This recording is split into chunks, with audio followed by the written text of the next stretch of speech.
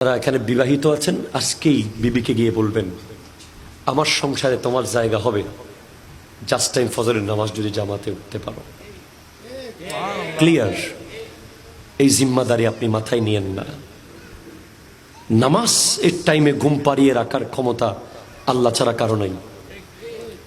কোনো সন্তানকে কোনো মা বাবাও বলতে পারবে না আর ফোয়া গোড়ায় দোয়ানদারি করছি একখানা ঘুমযোগ হারাম।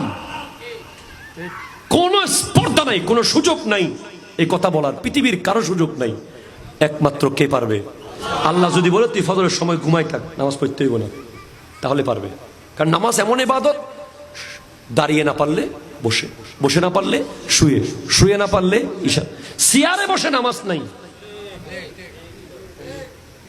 অনেক মানুষকে আমরা দেখি জমিতে আইল কাটে, যাইয়া চেয়ারে বসে মসজিদে।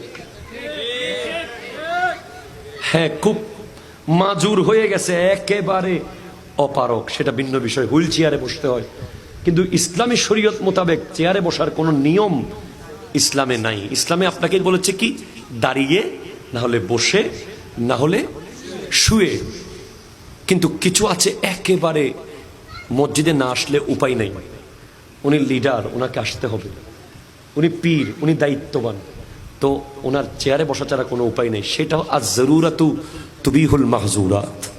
কিন্তু আপনি একেবারে শক্তিশালী, মজবুত, বাইরে দৌড়াদৌড়ি করতে পারেন, মসজিদে আসি প্লাস্টিকের চেয়ারটালে বসে যান। আমি কাউকে খুশি করে কাউকে দুঃখ দিতে আসি নাই। আমার কথা হলো, ইমাম গাজালির কিতাব ইহয়া ও উলুমিদ্দিন পড়েন আপনি। যখন কবরে যাবেন, পায়ের দিক থেকে যখন ফেরেশতা আসবে আযাব নিয়ে, তখন দাঁড়িয়ে দাঁড়িয়ে যে নামাজগুলো পড়েছিলেন ওই নামাজগুলো ওই আযাবকে আটকে দেবে। আযাব বলবে, তুমি কে? যে আমি হলাম তার পায়ের নামাজ। সে যে পায়ের উপর দাঁড়িয়ে দাঁড়িয়ে নামাজ পড়েছিল, আমি সেই নামাজগুলো। আমার নবী তাহাজ্জুদ পড়তে পড়তে পা মোবারক ফুলে যেত।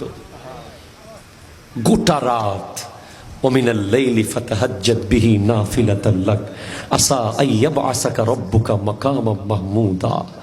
হাসরের মাঠে যে আমাদেরকে ধুপ ধুপ ধুপ ধুপ পার করিয়ে দেবেন, এগুলোর জন্য 63 বছর কত কষ্ট করেছেন। কত কত বছর ধরে নবীজি রাতকে রাত তাহাজ্জুদ ফরজ ছিল। আম্মা জান আয়েশা সিদ্দিকা, হযরতে ফাতেমাতুজ জাহরা রাদিয়াল্লাহু তাআলা আনহা তো তাহাজ্জুদের নামাজের সিজদা একটা মারলেই ফজর হয়ে যেত। কতক্ষণ যে সিজদায় পড়ে থাকতেন, কত হাজার বার যে সুবহান রাব্বিয়াল আলা বলতেন, আল্লাহ ভালো জানেন। ভাই, সিরাতে মুস্তাকিম বলেছি, সুবহানাল্লাহ বলেন। রাস্তা, সিরাত মানে রাস্তা, পথ, পুল। যার রাস্তা নাই তার কিছু আছে? কথা বলে না, কিছু আছে? আপনি এখান থেকে ঢাকা গেলে হয়তো বিমানে যাবেন, অথবা জাহাজে যাবেন, অথবা বাসে যাবেন, অথবা পায়ে হেঁটে যাবেন। একটা রোড আপনাকে ধরতেই হবে, নাহলে আপনি এই ইশারায় ঢাকা পৌঁছার কোনো সুযোগ নাই। মাযহাব মানে রাস্তা। মাযহাব মানে কি? রাস্তা। কোরআন বলছে আতিউল্লাহ ওয়া আতিউর রাসূলা, ইয়া আইয়ুহাল্লাযীনা আমানু আতিউল্লাহ ওয়া আতিউর রাসূলা ওয়া উলিল আমরি মিনকুম। হে ঈমানদারেরা, তোমরা আল্লাহর আনুগত্য করো, রাসূলের আনুগত্য করো, এবং তোমাদের মধ্যে যারা উলিল ফিকহে ওয়াল খায়রে, উলুল আমর এর তাফসীরের মধ্যে এসেছে উলুল ফিকহে ওয়াল খায়র, যাদের কাছে ফিকার জ্ঞান আছে, প্রজ্ঞা আছে, যাদের কাছে খায়রের জ্ঞান আছে, তাদেরকে অনুসরণ করো। যেমন ইমাম আবু হানিফা রাহমাতুল্লাহি আলাইহি। অনেকে কি বলে, নবীর যুগে মাযহাব ছিল। আরে ভাই, নবীর যুগে মাযহাব কেন থাকবে? নবী নিজেই তো মাযহাব। অনেকে বলে সাহাবীর যুগে মাযহাব ছিল। আরে ভাই, সাহাবীর যুগে সাহাবীদের মাযহাব নবী। তাবেঈনদের যুগে তাবেঈনদের মাযহাব সাহাবী। সিদ্দিক আকবর নিজে একটা মাযহাব, ফারুক আযম একটা মাযহাব, উসমান যুন্নুরাইন, মাওলা আলী এক একজন মাযহাব। এরপরে এসে দেখা যাচ্ছে বেলায়ত, রিয়াজত, সিয়াসত, দেরায়ত, রেওয়ায়ত সবকিছু মিলিয়ে সামনে বেশ কম হচ্ছে। তখন এই 4 জনের মধ্যেই বাস স্টপ করে দেওয়া হয়েছে। 5 জন হলে জনগণের আরো বিভক্তি হয়ে যাবে, 6 জন হলে আরো একটা দল হবে, 7 জন হলে আরো একটা দল হবে। বাস সব কিছু মিলিয়ে পুরো পৃথিবীর উলামায়ে কেরাম একমত 4 মাযহাবের উপর, হানাফি, শাফিঈ, হাম্বলি, মালিকি। রমজান মাসে রাত্রে রোজা নিয়ত করতে হবে কি হবে না? জি হবে না। যদি শাফি মাযহাবের অনুসারী হতেন রাতে নিয়ত করতে হইতো। হানাফি মাযহাবের অনুসারী হওয়ার কারণে আপনি দিনের অর্ধেকের ভিতরে অর্থাৎ 12টা সূর্য ঠিক মাঝখানে যাওয়ার আগ পর্যন্ত নিয়ত করার টাইম আছে। এটা কেমনে কেমনে মাসলা বয়ান করছে হুজুর শাসি বললে বুঝবেন। এটা ইশারাতুন নস থেকে বের করেছে। সুবহানাল্লাহ, জোরে হন না বাজি। তো আপনি কিভাবে বুঝবেন ভাই মাযহাবের মূল্য কি?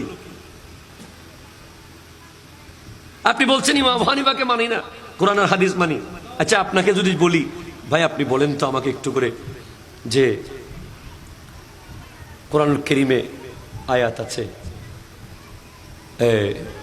উহিল্লা লাকুম লাইলাতাস সিয়ামির রাফসু ইলা নিসাইকুম, তোমাদের জন্য রাতের বেলা স্ত্রী সহবাস হালাল করে দেওয়া হয়েছে। এই রাতের বেলা মানে হুদ্দুর এতুল হটা পর্যন্ত। এই নলেজ যদি আপনার থাকতো তাহলে ইমাম আবু হানিফাকে আর লাগতো না। ইমাম আবু হানিফা নোমান ইবনে সাবিত রহমতুল্লাহ আলাইহি এখান থেকে কতগুলো মাসলা বের করেছেন। সেহেরির টাইম মনে করেন 4টা, কয়টা? বরাবর 3:59 আপনাকে বিবি থেকে আলাদা হয়ে যেতে হবে। এখন আলাদা হওয়ার পরে আপনি কি গোসল করতে পেরেছেন? গোসল তো ফরজ হয়েছে। এখন আপনি রোজা অবস্থায় গোসল করবেন, তাহলে গোসল করলে আপনার নাকে পানি দিতে হবে, মুখে কুলি করতে হবে, ঠিক কিনা বলেন না? এখান থেকে ইশারাতুন নস বের হচ্ছে রমজান মাসে তরকারির লবণ দেখা জায়েজ। কেমনে? আপনার বাড়ি কক্সবাজার, তা আপনি কুলি করলে মুখে লবণ লাগবে না? সুবহানাল্লাহ, জোরে হন না বাজি। শোন, কুলি করলে লবণ তো লাগবে, কুলি না করলে গোসল হবে না। তাইলে এখান থেকে মাসালা কি বের করতেছে? মাসালা বের করতেছে মা বোনেরা তরকারির লবণ রমজানে দেখা জায়েজ, দেখে ফেলে দিবে। আপনার মাথায় আসবে এটা? এটা কোন মাতা যিনি 500 আয়াত থেকে 70,000 মাসালা বের করেছেন?